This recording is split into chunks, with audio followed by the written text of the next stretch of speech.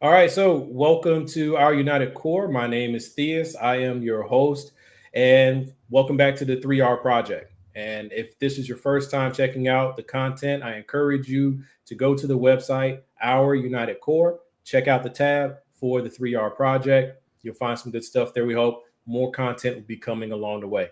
But today, we got a special event for us. We're going to focus on business. Okay, a lot of you guys out there either own a business, started a business, had a business in the past, or you're considering starting a business. And we want to share with you some of our perspectives on what business is, why we chose what we chose, and hopefully give you a little bit of encouragement or information along the way. If you have thoughts, you have feedback, you have constructive criticism, please, by all means, drop me a line. My email's on the website, or comment on the video if you happen to see this on YouTube. But without further ado, I'm going to bring in all my wonderful, illustrious guests. We have here with us, I'm going from the top to the bottom, right? So no special order. It may not look like it does to my family here. But we got Marlon. He is the owner and proprietor of Radical Truth to Power. He will let you know about that. We got the wonderful Miss Tracy Carson. She is the owner of Tracy Media, LLC. And then we have my big brother, Antoine Tucker. This is my brother going back many years on financial services. He has his own insurance agency. He is a licensed financial planner or advisor. I'm not sure if the right term. I think it's advisor. It's one of those words. I don't know. All right. Put on the check.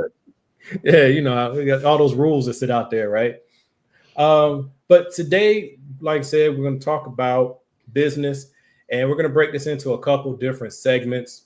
So everybody, we're going to go one by one, of course, but then also just chime in. I'm not very structured. I talk over each of you all the time, like anyway. So it's just the honest truth, man. So 3R Project, remember our big focus is on the community. However you define community to you, that's what the community is. But rebuild, replace, restore, underlying things that undergird our United Core as an organization. But without further ado, once again, hey, Marlon, if you could lead us off, segment one. Who in your opinion should start a business? What's a business owner? First of all, it's going to take a lot of courage. It's going to take a lot of time. It's going to take a lot of skill in most cases. It is going to take a lot of capital. You, at the very least, need those four things. And that's it, the least. So who should start their own business? The people who has, at the very least, some of those four things. Like I said, it's just a start, because the energy part of it is going to come into effect too. If you're really trying to rev up your business, you're going to have to learn organizational skills. You may have to learn a little bit of financing. Is this something that you have the time to do? If you do, go for it. Even if you're doing it part-time, Radical Truth to Power is a part-time gig. Is depending on what you want to do and how you feel about XYZ.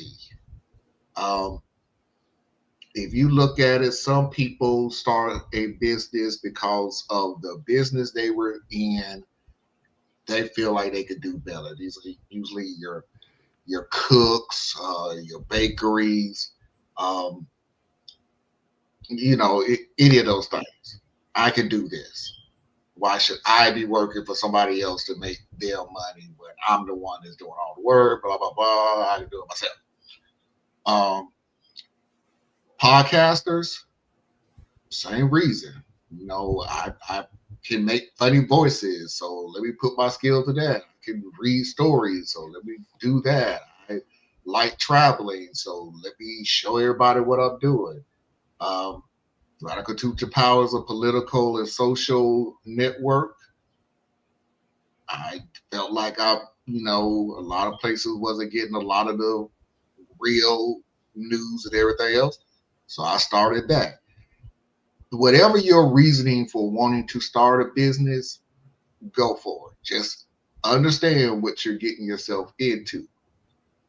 Me personally, I would say start everything off part time, get your feet wet, and then you start with the idea of revving up business so you can start doing things on your own. But don't just, I quit, boom, I'm gonna buy this big old building, or I quit and I'm gonna buy the best equipment so I can do a podcast on YouTube and the best microphone. And slow down, slow down. There's a there's a such thing as burnout, and two, there's a such thing as growth. And you just have to be patient on both of them. All right. So I feel you there, especially like that last part you're talking about being patient with yourself and about growth, right? Everybody's not going to hit the ground and immediately start clicking a whole lot of money just because you decided to start a business, right? So Tracy, in your opinion, what type of a person or who should start a business? How do you know you're ready? Oh, boy, this is a really good question because I kind of fell into Tracy Media. I just started Tracy Media essentially because I felt like nobody listened to me. I'm like, okay, I'll just start a channel. And then I started realizing, oh, this is a business. Oh, I have to buy equipment. Oh, I have to think about what things cost. I agree with Marla, but then I don't agree with Marla. I think the type of person that should start a business, I think everybody should start a business. And the reason I say everybody should start a business, I believe in streams of income. Your job should not be your only stream of income because anything could happen to your job. They could pack up, move overseas, and say, we're closing. And now what you're going to do? So I think everybody should have a, a part-time business at minimum as a stream of income just to protect yourself. I also think that you need to start a bit unless you're I'm not talking about the people that want to start a restaurant or a food truck or any type of those businesses. Those are different. But in terms of podcasting, it doesn't cost a lot until your engagement changes, right? So if you have, like, I have under 400 subscribers, the level I have to have isn't expected. But if I had like 1,000, 1,500, 10,000, that's when the expectation goes up. That's when I could start going to, and I don't sell to corporate people for sponsorships. I look more to my Patreons to do that. You have to figure out what type of structure works for you, right? Are you going to sell advertisement during your podcast? Are you going to do roll-ins? Are you going to do like me and just say, nope, I'm just going to depend on Patreons? What happens when you don't have Patreons? Are you still willing to go? So one, I think everybody should start a business, at least part-time, because again, these jobs, they're packing up and they're moving, or they're doing layoffs. You may work at an industry. I don't know like what everybody's full-time jobs are, but AI is going to make a whole lot of people start their own businesses. That's a good point. Yeah, that's what I think. And I'm only cutting in here because I don't want to get too far into why you yourselves chose to start a business, because we're going to do that too, and I don't want to lose all the good stuff. But Antoine, same question to you, man. Like, when it comes to, because there's somebody out there watching and they're trying to decide, is this for me? Should I start a business? Am I good enough? Am I smart enough? Am I ready enough? Like, who should start a business? Well, for me, starting a business was always the plan. It was not. I won't say that it was an overnight plan, because this was in the process from back 2013. So I've been in this process to start my own business and have my own company since that time. So it's been a process. It's been a 10, 15, 10, 12 year process for me. But because I did a career change, I went from working corporately to working, getting experience in the financial field the whole time to be in what I would consider an expert in this field, and then branching out to become my own agency owner. Um, I pretty much want to echo some of the things that like Marlon said. You do have to um, before you embark on this journey, and it is a journey. It's not linear. It's very much up and down. You can't just think that it's going to be like once you open your website or you open up your doors or whatever, that the money's just going to start flowing in. There's an incredible amount of effort that has to go on the front end of any endeavor. You're going to have to understand all aspects of whatever you're deciding to go into. Um, I kind of want to I don't want to be like kind of like you know kind of like a party poop or anything like that. But this is not for the weak of heart. Like having a business, you're gonna have some times where you're gonna be like, like damn, why I'm not gonna get a job because like this is crazy, right? Um, but if you had to start though, you have to understand and do a deep dive on what your skill sets are and give an honest assessment. You can't be like, oh, I'm good at this, I'm good at that. You have to really like look at yourself because a business will bring out all your weaknesses. It'll tell your weaknesses real quick up front. You know what I'm saying?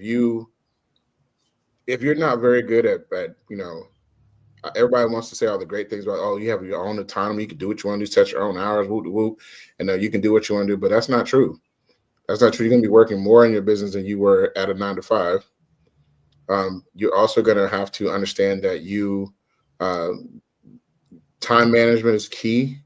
You know what I'm saying? You have to understand that very much. Also, your calendar rules your day. If you ain't got nothing on your calendar, you're not going to have a good day. You're not going to have income. You have to drive your business. Like you can't just be like, well, I'm just going to post up, show up at the office, then business just going to come. That's not how it works. That's the fairy tale of you see all these influencers come online and say, oh, just take my course and then boom, boom. Before you know, you have $10,000 a month, $20,000, $100,000 a month. You're making. It's not like that. It is not like that. I'm in the financial field, so obviously the profits are bigger. You know what I'm saying? You can do $40,000-$50,000 a month, but that doesn't mean you're gonna get $40,000 or $50,000 a month in your account. You know what I'm saying? You have marketing expenses you have to take care of, payroll expenses, expenses for your office spaces, things like that. Managing debt, and then you have to also manage your own personal expenses and stuff like that. It's not for the weak of heart. And then you have a down month where everything's not going as well as you want. Now you're looking like, okay, I need to bulk up my reserves now. You know what I'm saying? I need to have that or dip it in that reserves. So the realization is that I'm not saying that people shouldn't do business. You should. I mean, like Tracy said, if you want to have your own autonomy, you want to be able to do it for yourself, you should. But I do this full time. So it's not like I have a fallback. I'm all in, or you know what I'm saying, or not. So if I don't make something shake at the end of the month, it's not gonna shake.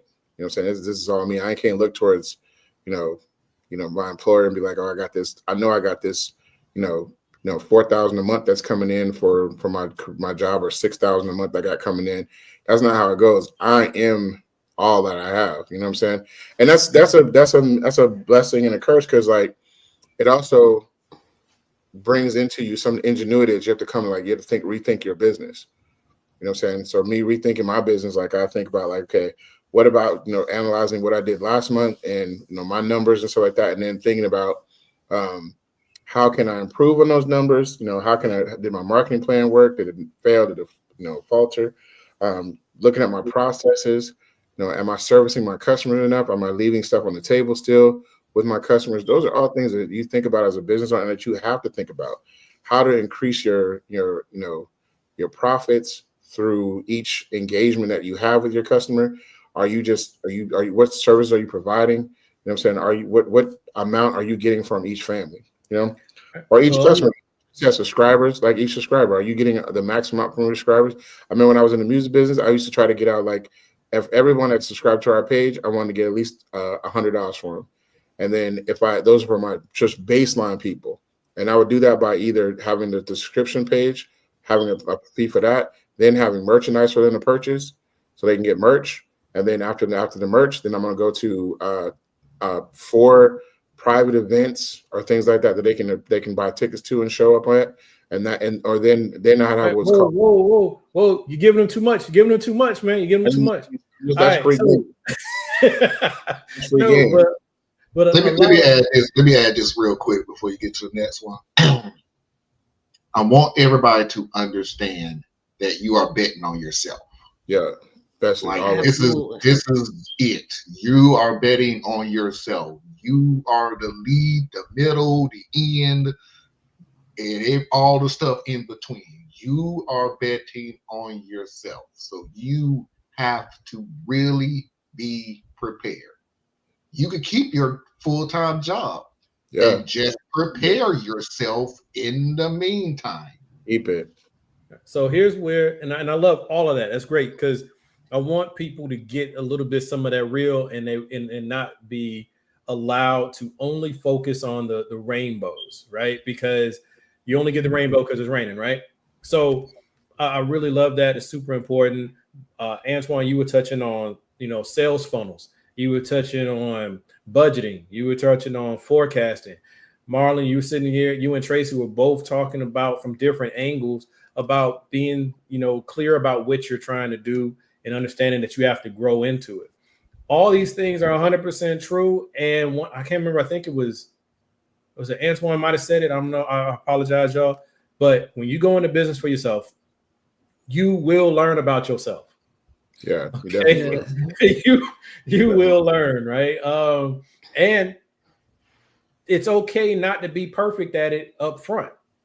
You have to believe in yourself enough to say, I'm going to weather whatever the storm is. And if it gets too heavy, if you have another job, you can always take a pause, regroup, reassess, and keep pushing.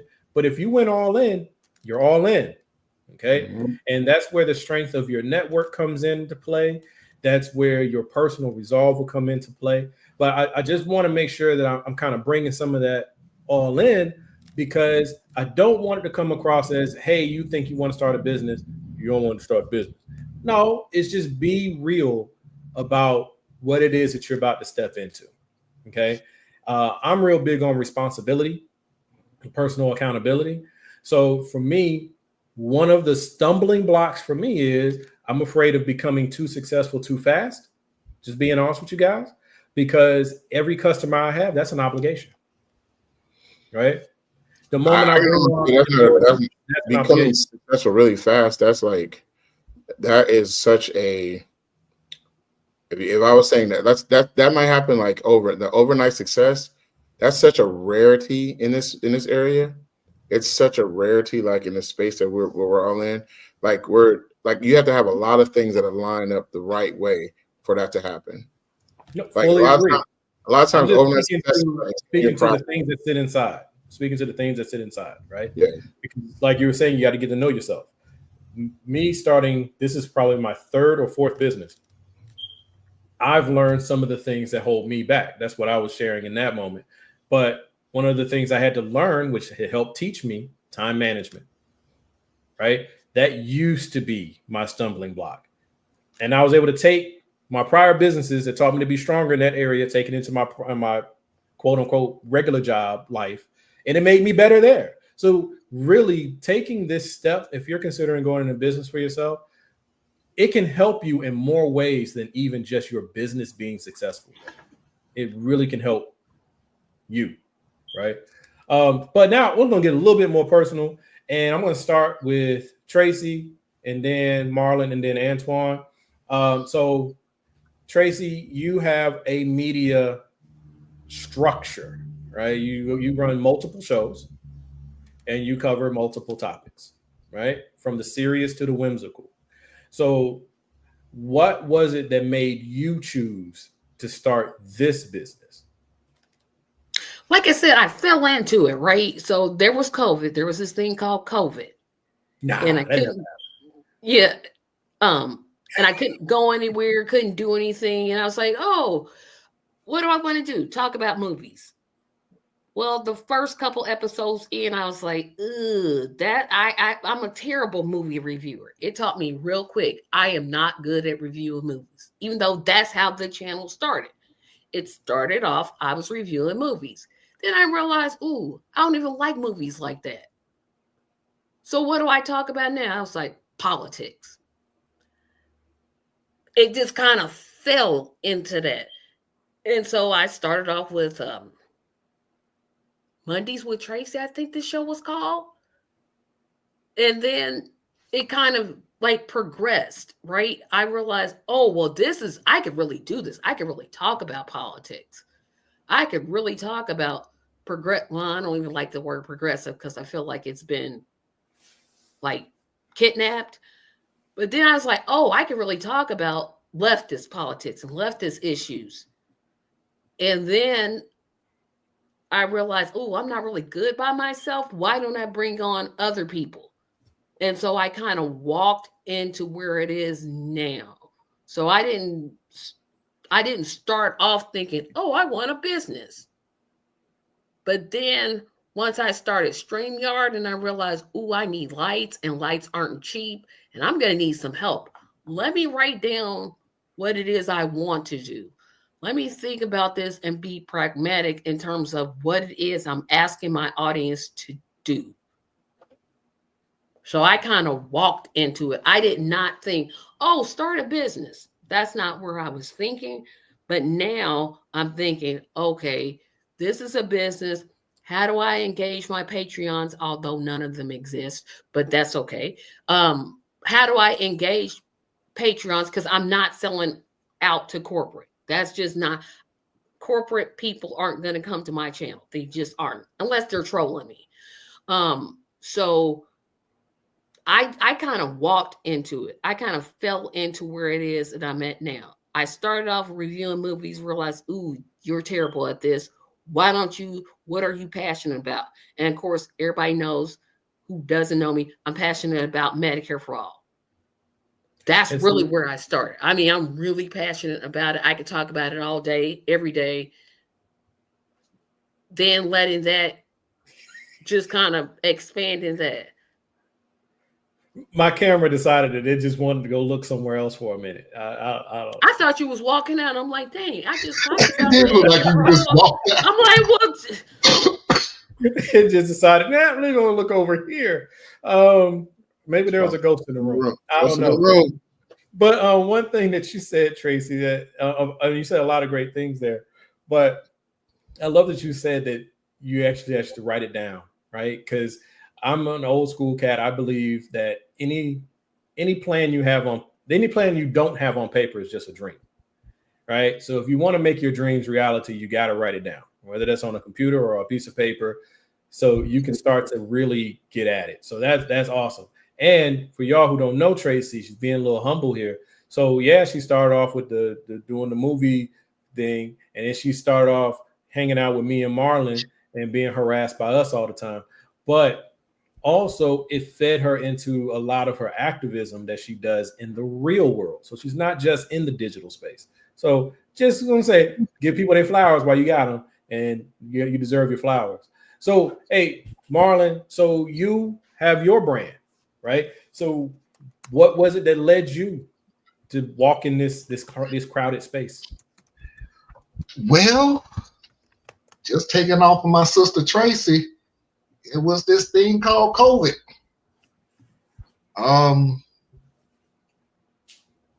The world had shut down. Things were slower. I was still working. I can come and go as I want to, but things was just slowing down. And then I know I'm not going to try to use this statement to platform my thing. Just let it be known that a certain event was said and done.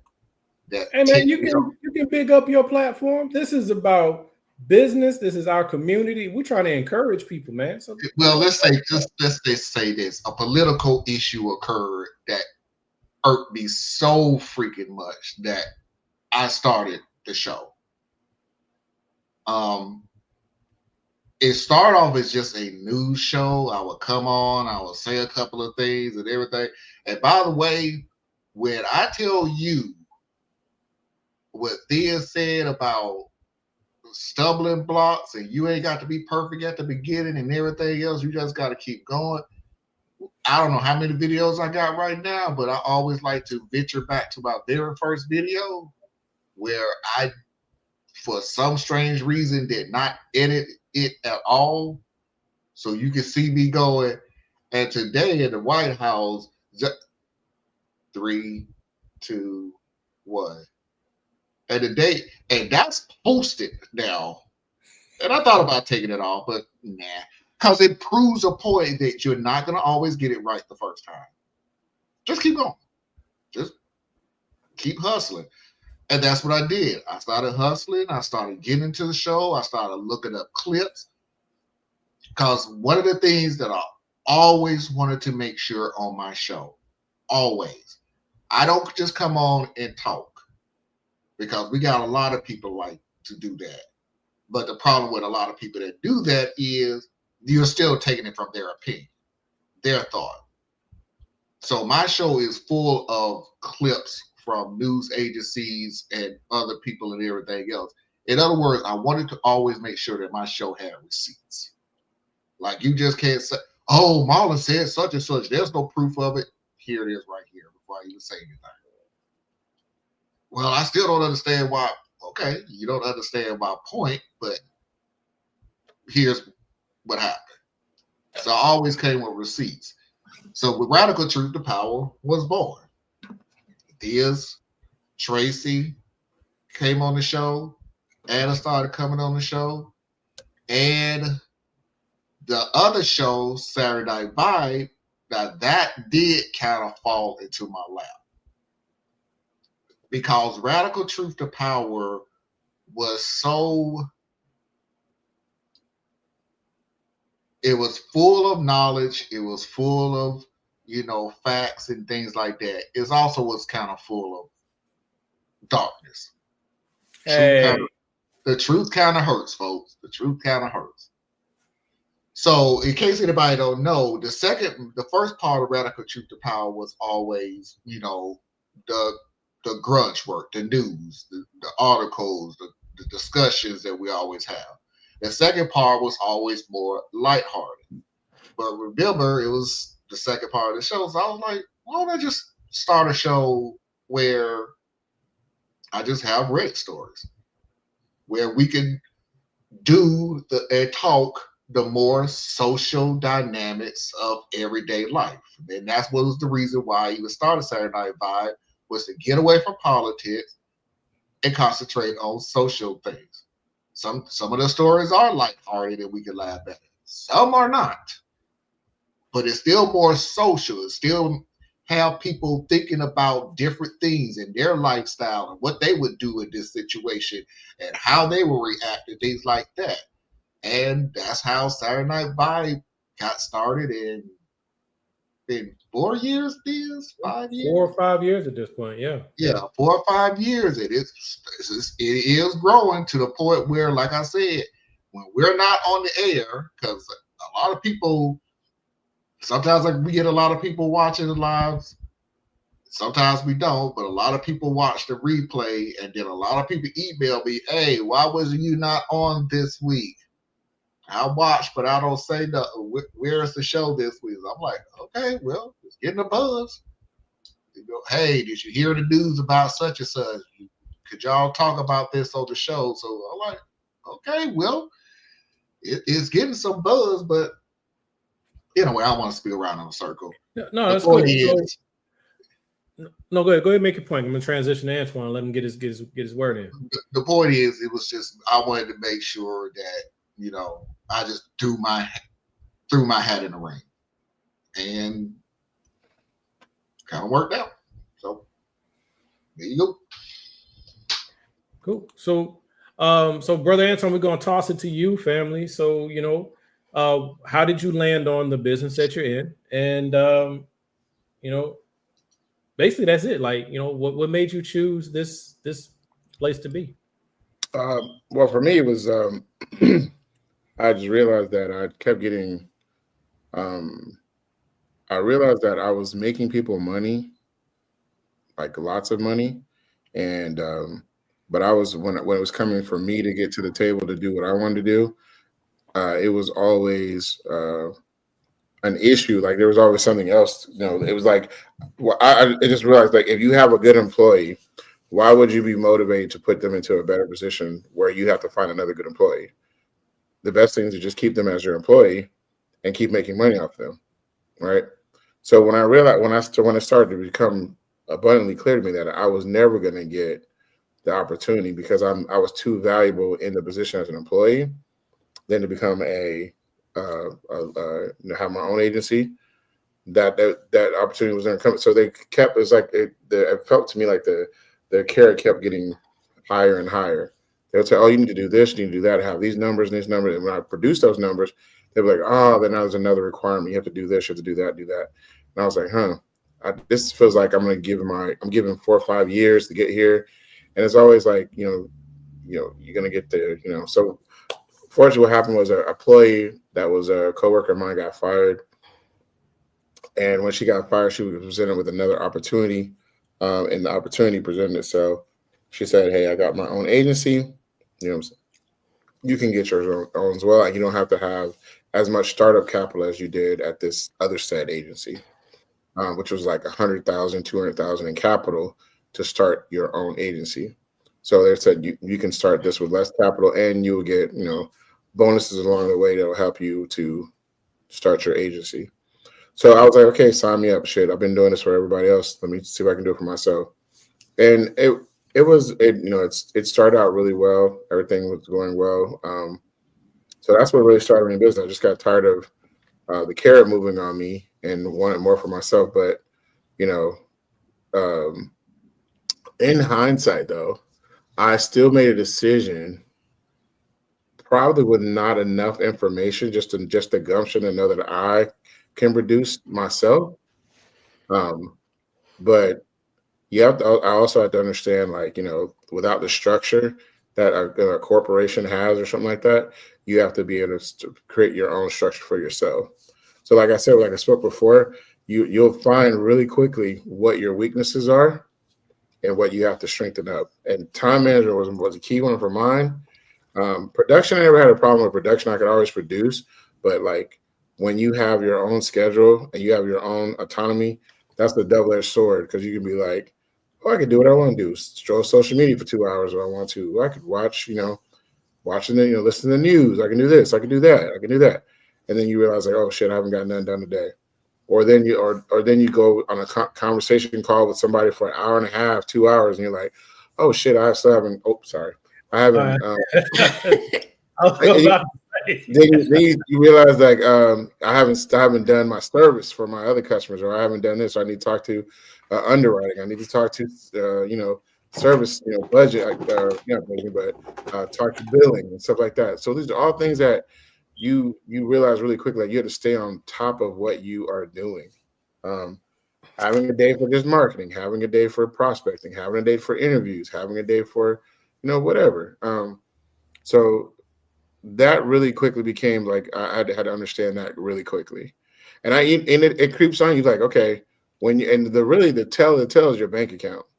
Because if you all of a sudden you didn't went through your month and you think you're doing what you need to do, and then all of a sudden your bank account is like, hey, there's nothing in here. You're like, oh snap, I need to get my stuff together, and then you start driving your business. That's what kind of happens. I think that's a super important thing, and I'm going to bring you right back to something here, Antoine. That's why I'm cutting in. But I want to hit this point, and I plan on having some content for you guys that will go into some of these things a little bit more in depth, where we'll talk about, the difference between being really good at your job and being good at running a business. Right. Right. Oftentimes, what you'll find is that you have a particular talent, you have a particular skill, which is why you want to start whatever the business that you're in, right? That's your interest, that's your passion. But part of this journey of self-discovery is quickly finding out that in order for your business to truly be successful, you're going to have to step back from that thing that you feel most passionate and comfortable with, right? Because if you want your business to continue to flourish and grow, okay, so like Antoine is in insurance and financial planning and financial services. He's really good at selling. He can sell. Okay, great. But if you spend all your energy selling, who's making sure that your client base is retained, right? Who's making sure that your taxes are allocated for, so you're not just spending up all the money? Who's making sure that you've already planned for, okay, well, I know historically that once you get into July and August, that's a good time for selling this particular type of insurance. But once you hit September, you fall off a cliff, right? You have to be able to plan ahead for these things. I just want to put that out there because it's similar to when we were talking about like Tracy and Marlon, who are much more into the political space. They have to know, okay, well, am I going to get locked down trying to chase the newest story or trying to find the newest fun thing to say? But am I even putting my product where people can see it? Am I managing my traffic? Or what type of content are people actually paying attention to versus what I want to give them, right? So this is part of the maturation that comes with having a business. But I wanted to interject myself real quick just to hit on those things because all three of them kind of brought like, that out. like you said, though, like what you're talking about, like in all three of our businesses, right? It's very important to know what your market segmentation is. Also know your market penetration. You got to know your numbers. If you're on a, you have a podcast or you're doing it, you have to know what your customer engagement. How far are you getting? How are you getting? Where are they coming from? What are they looking at? What are they connecting with? All that's important. It's important in anybody's business. You have to know your market. The more you know your market and know more about what their needs are, the better you are, because you're providing something for them. Like all of us are trying to provide entertainment for somebody, right? You guys are trying to provide entertainment for the political field, and Tracy's got movies and all that kind of stuff like that. I'm trying to provide a service in the financial field to solve an issue or solve a problem. So, but understanding all that is key and very important. But understanding your numbers is so key. I know we've all been in marketing meetings or meetings at corporate. We're like, here we go about the numbers again. I don't give a thing about these numbers, but those numbers are important. It's telling you how effective your work is. You just work and just be working. Yep. So, and I wanted another thing. I'm gonna push this back to you real quick, Antoine. Then we're gonna move into the last segment, but you and I don't mean to do this to you, but I got to. You didn't present the thing that I know people out there really need to know. And that is how passionate you are about helping families financially. Like you talked about like the business and all of that, but see, I've known you for many, many, many, many moons, right? And your energy in that space, I think people would benefit from hearing that. Yeah, I mean like I should say, let me just go back and say that should be on the front side, because what I'm talking about are all I'm talking about the business side of things. Like, what I'm saying, the passion is pretty much the fun stuff. That's the stuff that kind of drives you. But like when I was in the music business, right? The creative part of the business was what I loved, right? But it was the business part that keeps you going. You know what I'm saying? That's very important to know that we can have the passion and everything to do it. You want to do it and stuff like that. But to be effective at your passion becoming forth and you being able to do what you want to do, it's got to be sustained with the business on it, right? Because very quickly, like if I like in this passion part, I've also realized that I can be passionate to help people, but I also know that I got to feed my family, and that passion can get watered down, or that passion can get dwindled down because now I'm worried about what I have to, my obligations, and not, feeding my passion. Every time I help somebody, I have a conversation with somebody and they say, "Oh, you helped me. You created, so an income stream for my family. Now we can not have to worry about this." That's always a joy, and that'll never go away.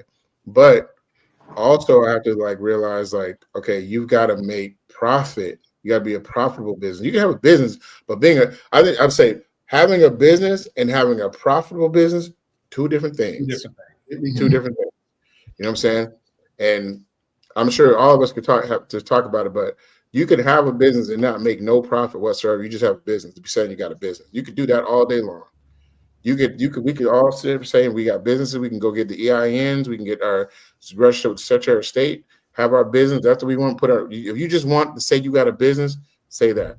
But if you want to create a profitable business, that's a whole nother ball game. And I'm not telling you could be on social media everywhere. People wearing your T-shirts, you in everybody's everybody's lips. And I'm just not to mention no names, but I mean we can think about Slutty Vegan. That's a perfect example. Great business, marketing brand was there. Was it a profitable business? Obviously not, because she had to sell the business. You know what I'm saying? So, and then gain it back. But that's the difference. You can have a business, but are you a profitable business? That's the key thing, and that's something we're all trying to work towards to make sure we keep profitability up and be profitable. And that is a key thing. But it does have to happen. Begin with passion, though. It has to begin with your desire to want to do the job, no matter if the job is paying or not. Because a lot of times, it won't be paying. You know what I'm saying? In the beginning, it won't be paying. If you're lucky, if like me, I'm in it. I'm all the way in it. So I got to make it work for me. But not every month. I'm not going to tell you every month has been profitable. I'm not going to tell you that, because sometimes the expenses on for some of the things become like, hey, this month ain't profitable at all. I ain't got nothing to put back towards this, my savings and all that. I'm just staying afloat right now, and that's how it can be. So just so everybody out there, once again, so our United Core Community Development Organization. I hope you guys are getting a lot out of this that we're talking about. We got some great minds here. Stay tuned. We're going to have some workshops coming down the line where it's really teaching a little bit more, exploring a little bit more some of the principles that you've heard so far today, because I think it's super important for you to understand cash flow versus profitability. Yeah. Right. Understanding your income versus your cash flow, which is not necessarily synonymous. And how do you make sure that you can take the stuff you do in your personal life and mirror that in your business, and then let your business help inform your personal? It all works in a circle. Some of the terminology differs, but the principles are pretty consistent if you understand what you're looking for. So keep an eye out. We'll have that coming, but those are going to be more along the lines of our workshops. We'll have digital workshops. We'll have in-person workshops. But I just wanted to go ahead and do my little shameless plug real quick. But Theo, let me say something real quick, because it was something that was said, and I can already hear people getting kind of confused about it. When it was said, if you're good at your job, or you're really good at your job, then why would I not start a business? I'm really good at what I do.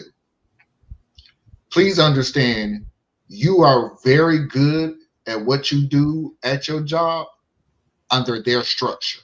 Exactly. You are now making a decision to remove their structure. Yep. And you have to create your structure. So I just want to throw that out there, because I'm really good at cooking and everything. Okay. Do you know how to buy the food? Do you know where to buy the food? Do you know how the quantities that you need to buy? It's a lot of things that go into, I'm really good at cooking. Yeah, like you say that though. When you show up at a kitchen, all the materials are there, all the bills have been paid. You already got the gas is when you turn the iron, the gas is there, and all you doing is putting your talent in. And now you saw I can cook. I'm chefing up. You ain't got to worry about ordering the supplies. You ain't got to order about bouncing the books. You don't have to worry about the front side. You ain't got to worry about delivery. You ain't got to worry about none of that. You just got to show up, clock in, do your thing, and clock out. That's not what a business is. You got to have all that from front to back. So what I would say within that is, just guys out there, if you have the passion, then that may be pointing you where you should have a business, but that's not the end of the story. Do you have a curiosity about the industry that you're talking about? Do you have a curiosity about business in general? Right? Because piggybacking off of, you're a good chef or a good cook, but do you understand cost of goods sold? Do you understand shrinkage? Like right now, you just go in, you make it happen, but you're making it happen because you have a covering, like they've just said. But that doesn't mean that don't do it. It means, do you have a curiosity and the ability to pick up some more stuff. Tracy, you about to say something? Yes, I think the one thing that we all can agree on is planning is fundamental. And I say that, and I know Thea and Marlon make fun of me. I plan podcasts months in advance. I started planning Our Voices, Our Future podcast, even though that was just a couple of weeks ago. No, it was last week. I was planning that thing in January. I don't wait. I personally can't operate in the last minute type of things. And when you're doing a business, you have to, and I forget what it's called, but you have to plan, what you think your budget is. You have to have a budget. Yeah. Thank you. Thank you so much for that. You have to plan those things, right? You can't just be a last minute person. And I think planning is a big part of it. Now, you don't have to go to the extremes like I do and plan podcasts 6 and 7 months out, but you do have to plan in terms of, letting people know, hey, you're not going to get paid for this because I don't have money to pay in terms of my podcast. I don't have money to pay my guests. I wish I did, but you have to plan those things. You have to plan how you're going to market it, how you're going to tell people about it. Are you going to do an email list? Are you going to just do word of mouth? You have to plan all of those things. Planning is fundamental. That's all I wanted to say. I think that's a big thing. And once again, that'll be in stuff we talk about in other sessions. But, having a business plan is not just you having a paragraph written down for what you want to go do. Right. So you can either plan for your success or you can try to figure out your failure. That's pretty much where you are. But you don't have to have it all figured out to get started. And I really want to keep hammering that. Don't think because you don't have it all figured out that you shouldn't get started. I would say that just to get started, because what you're gonna discover what business you're in is that your ingenuity along the way is a part of your business process. So your best thing is just get started wherever the hell you're going to be at, whether you're going to start at the bottom, wherever you're going to start, you're going to just need to start, and then because that's going to determine how your market's going to be, where your niche is going to be. You just need to start. Whether start small. I'm not telling everybody to go in, quit your job tomorrow. I'm not doing that kind of stuff. We're not doing that because you have responsibilities. But what I'm saying is that start wherever you can start it at. You know what I'm saying? No, and don't think I hate to be like, well, I got to get my EIN. No, just start. Sell to your neighbors. Start it with your sorors, your fraternity, with your basketball team, with your kids, parents, whatever. Just start it. You know what I'm saying? Whether you make it, where you're producing something, just start producing it. See if somebody want to buy it. You want to make a T-shirt, print some T-shirts up. Do whatever you want to do. Just don't feel like you have to plan everything out on the front side and then think that the business is going to fall in line. You're just going to go. It doesn't work that way. It does not work that way. Just get in and start doing it. And then as you grow, then things will start. You can start putting structure around it. But just go. Just start. You just have to start doing. Just putting. And one thing I'm going to toss out there, because there's a lot of energy behind starting LLCs. Like everybody thinks you need to have an LLC.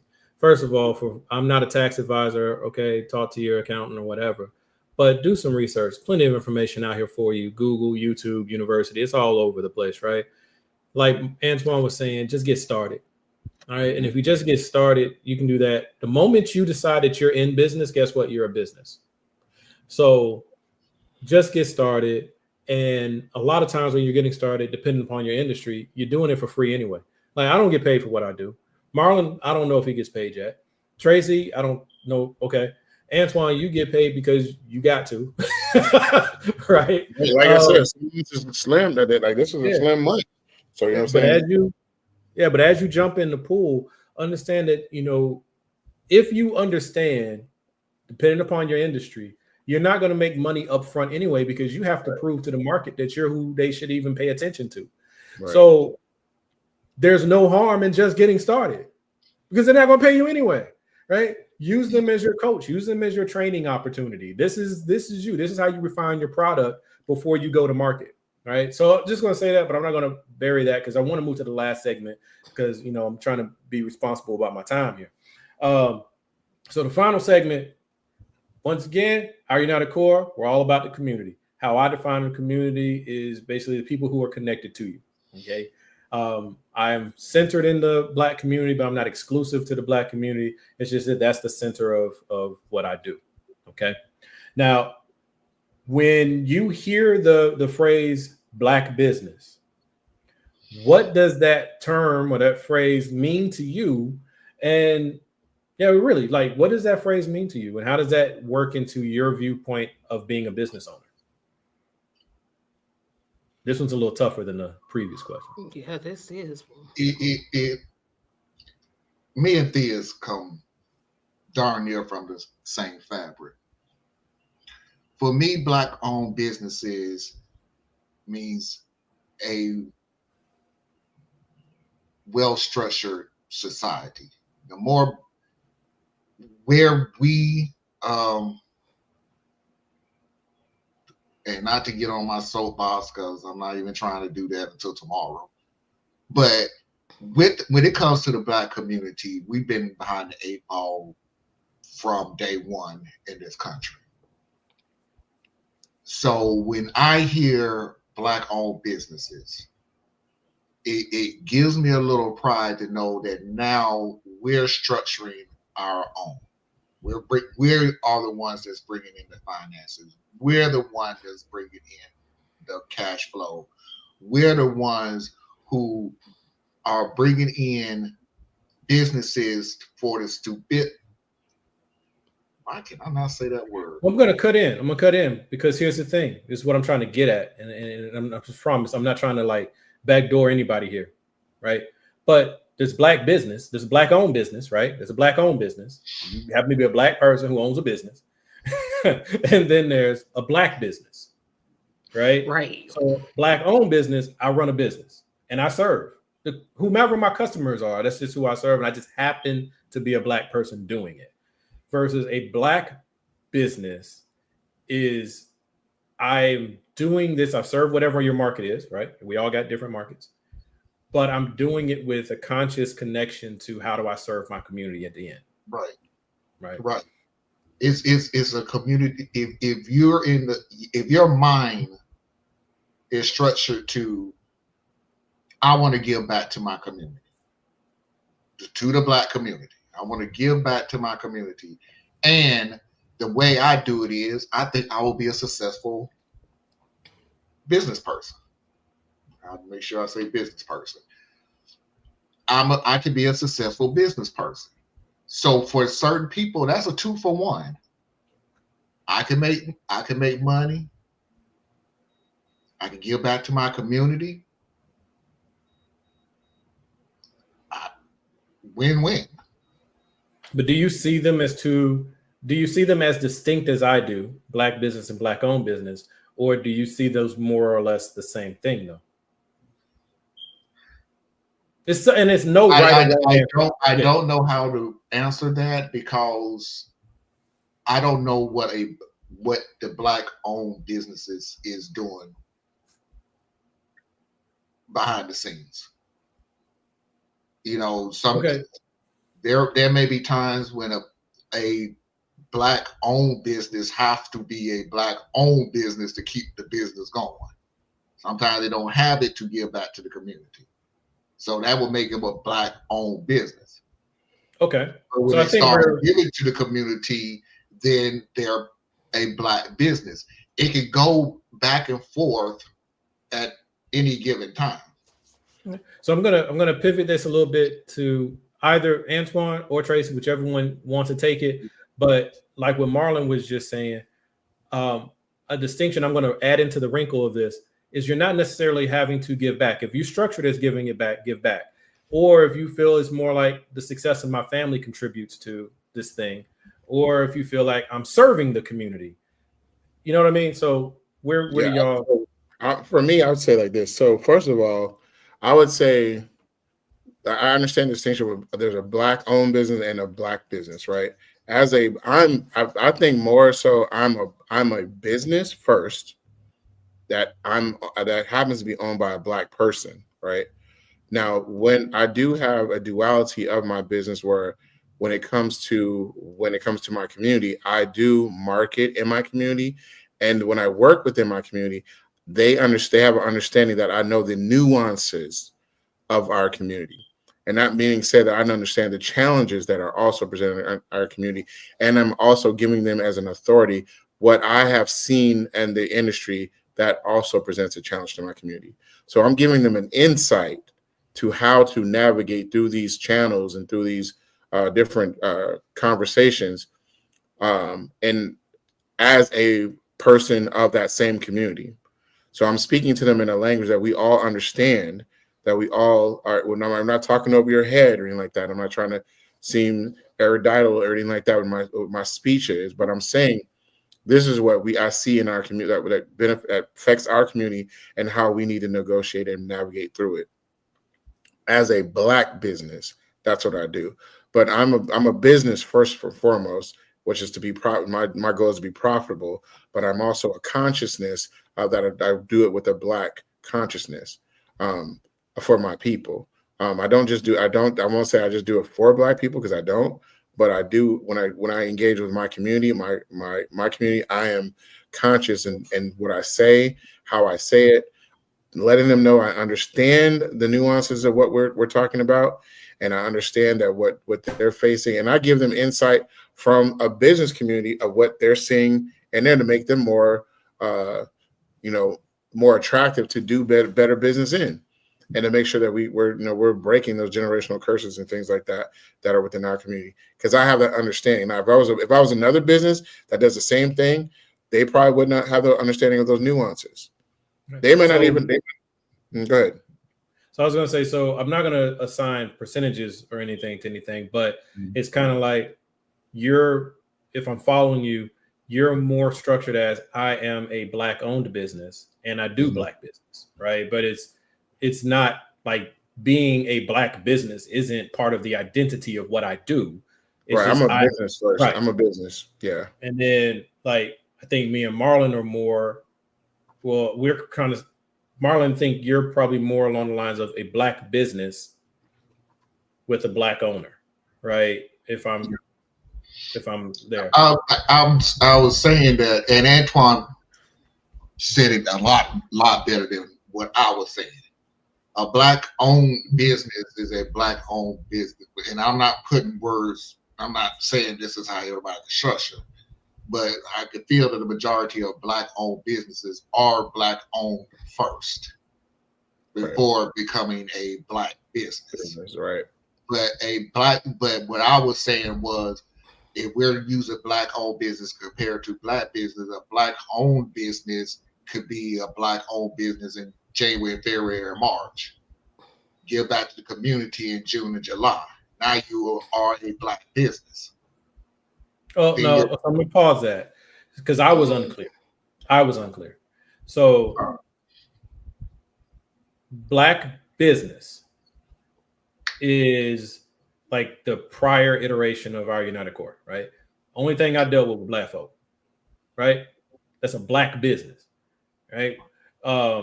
I'm obsessed with serving the Black community. And from there, I've built businesses to do that thing. Versus, I don't think there's a duality of both. Though. I don't think you have to. There's a difference. There's a difference. You don't have. They're not exclusive. They're not exclusive. Yeah. But I'm saying there is a difference because one can limit your market, the other can expand it. Okay. So let's say Tracy Media LLC. She is an amazing crossover entity, right? She literally, in my view, as a consumer of her product, you except for the fact you're looking at her, you don't know this is a Black business, a Black-owned business. She is a businesswoman who is running her business, right? And there just it's a political identity, but it's not a racial identity. Antoine, you're kind of like that as well, where, okay, I'm an insurance professional, and that's what I do, right? Now, my conversations may differ to tailor to who I'm talking to, right? But my business is what it is, right? Right. It exists, right? Whereas me, I operate within a vacuum, right? Like I will sell to anyone, I will work with anyone, but when it comes to who I'm marketing in, who I'm talking to, who I'm passionately digging into every day, I'm going right at the Black community because I'm coming at it from that lane, which can limit my outward growth because there's less lane to play in, right? But I don't want to overlook my sister. So, Tracy, what do the two terms mean to you? Okay, so step back. I've always seen myself as a Black-owned business. Always, always, always. I don't separate my Blackness from anything that I do, right? Um, you can be, and I use this as an example, it may not be the best example. Hair salons or hair beauty supply places can be a Black business, but not necessarily Black owned. And we've seen that that's rampant in our community. BET is a Black channel, but it's not Black owned. So for me, there's a distinctive difference, right? There's a I own a business. I'm Black. I'm a Black person that owns a business, but I'm bringing the nuance of being Black to it, right? I'm not forgetting that there's a struggle in our community and there's a celebration in our community. So I've never separated the two. To me, a Black owned business is a business that's owned by a Black person. Now, that doesn't mean they just serve the Black community, because they can, depending on the business, you can serve any community. But I've never, in my mind, I've never separated Tracy Media from, I would tell anybody it's Black owned because I'm Black. That's who I am. No, I feel you. And I think the way you described it is beautiful, because it really encapsulates what I was trying to get at, right? The fact that you are who you are comes with you, right? It doesn't matter what your business is. You are bringing you and your background and your story and your experiences with you. Like, you can't take that out, right? I guess where I was in a haphazard way was getting at is like a slight distinction between, mainly I say me and say Antoine, right? So like Antoine is an insurance professional and he serves the Black community, and whatever community comes to him, he serves the clientele. Right. Right.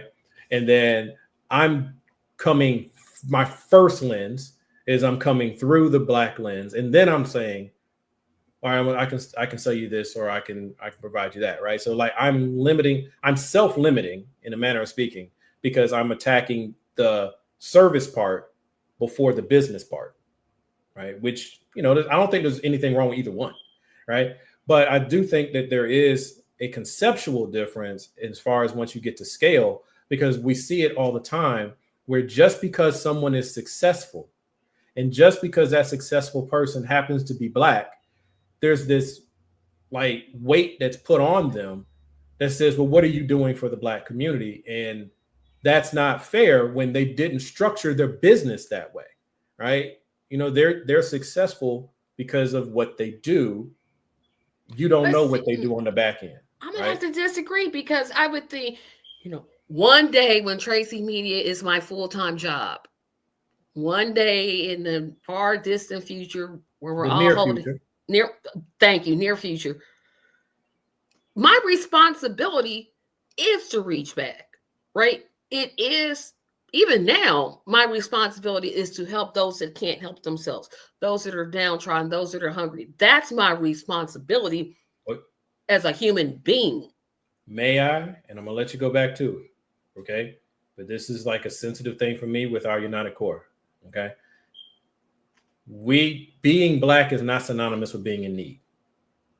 Correct. I agree with you. But that could be eating, right. But right. We I just want to point that out. Right. For the people out there. Understand that's not synonymous. You're right. But what I'm saying is my responsibility, whether that person is Black, white, indigenous, whatever they are, wherever I see a need, that's the need I'm supposed to meet.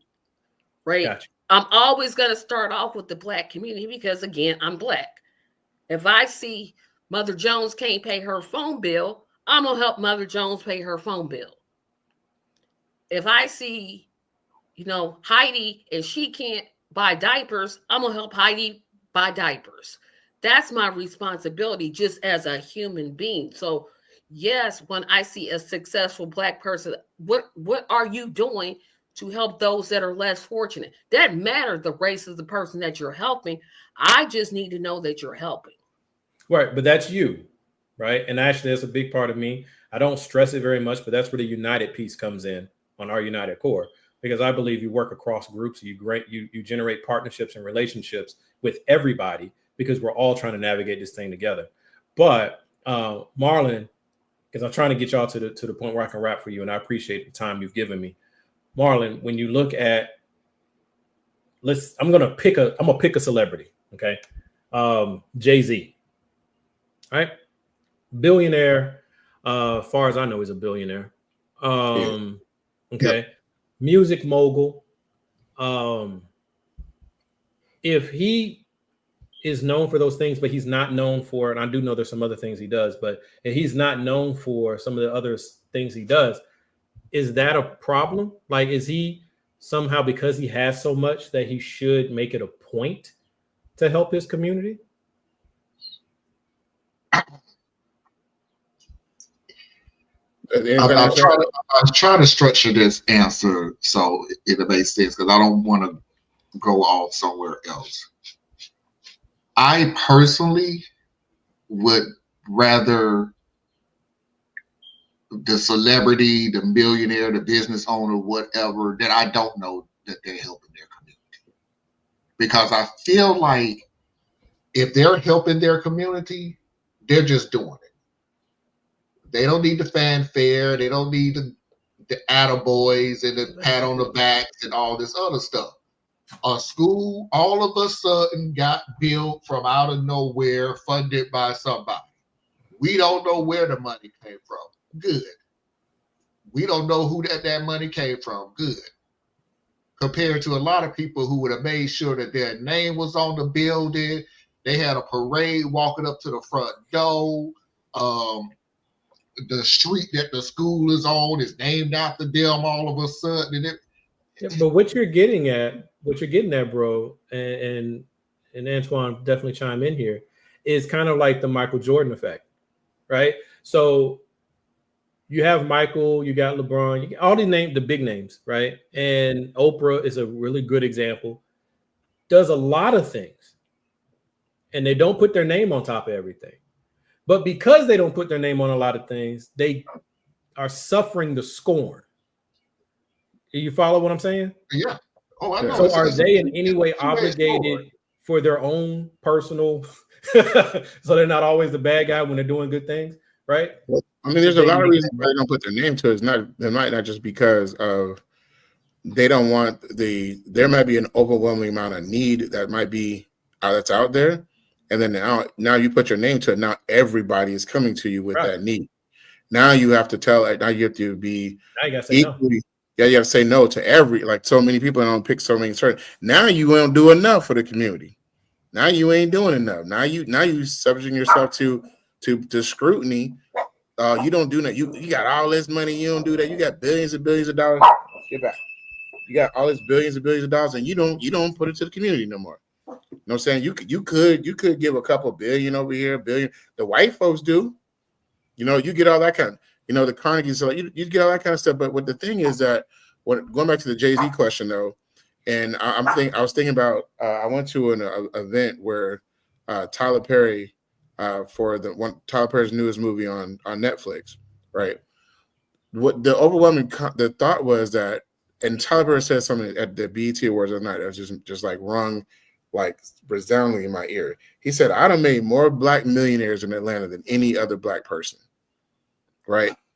He's like, I'm by employing them, by giving them jobs at the studios, by the actors. I'm paying them more than any other studio has ever paid them.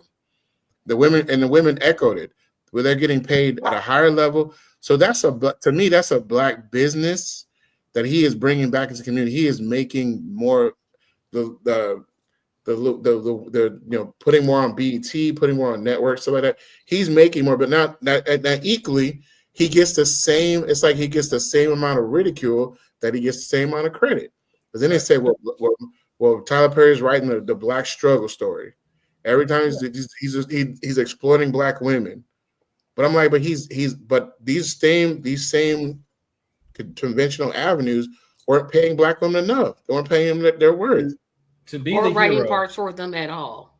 Yeah. To be the hero is to simultaneously be the villain. Right? Once you put exactly. yourself out there, you will be those things. And which is why I was getting at what I'm saying. Because, like, to me, Tyler Perry has always been a Black business that is Black owned. Right? He was selling this stuff out the trunk of his car. He was doing stage plays when he could get some time on the stage. He was doing and he was just doing the black customers. Right? Came to Atlanta. We had entire Fort Gillum? Might be Fort Gillum. Fort McPherson. Goodness gracious, come on, man. But my camera does its own thing. But these are big moves, right? But I even know myself, I've had criticisms. Like, well, come on, man, you keep pushing out garbage stuff. But the thing is, it may not be the highest quality, and he may have his own personal flaws for like not wanting to relinquish some of the power to let new creatives in. But there's no knocking that this man has literally revolutionized an entire industry and created access for people who were being locked out. Taraji P. Henson, one of the biggest female actors in the game, had to start doing stuff with Tyler to get paid. Right. Exactly. You know? Yeah. So that's what I was getting at, and I appreciate all of you for getting in there. And I know that last one was a little wonky, but it's because I was just trying to get at that, right? So to me, I am a Black business that is Black owned, but I'm not exclusive to only serving Black people. It's just that's my niche, and it's a stated niche, like a Tyler Perry. But Michael Jordan is a business that is Black owned. Yeah. See what I'm saying?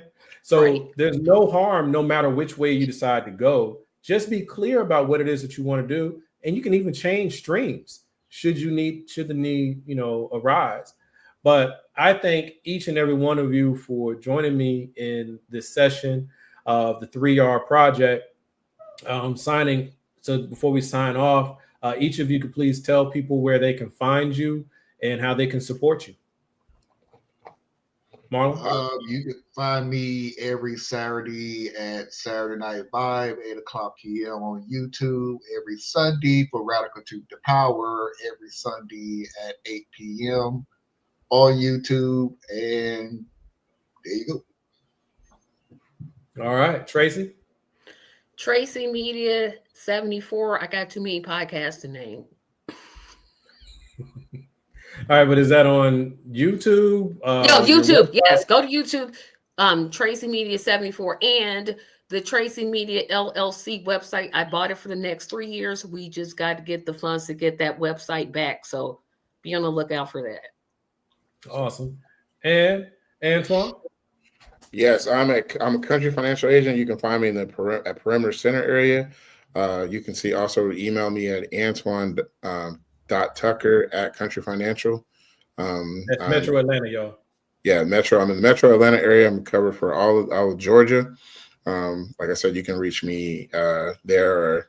Or, you can reach my social media is Antoine ANTIWAN 92 at Instagram. So that's how you can reach me. All right. Let me say this real quick because Thea made it clear and I forgot. The name of the channel is Radical Truth to Power. So look up Radical Truth to Power. Yeah, you try searching for Saturday Night Vibes, you might be for Saturday Night Vibes, you ain't finding nothing. Yeah, but Radical Truth to Power, Tracy Media, and Country Financial. Right. For Antoine Tucker. Thank you to each of my wonderful guests. Thank you. You just Google me, Antoine Tucker, Country Financial. I'm pop up. Yes, sir. And I'm just full disclosure. I'm not just a friend. I am also a client. So let you know. But yeah, thank you everybody. 3R Project. We'll have more coming to you, and I'll do a little bit more deep dives into some of the more wonky pieces of what we cover here today. Thank you, everybody. Take care. Thank you.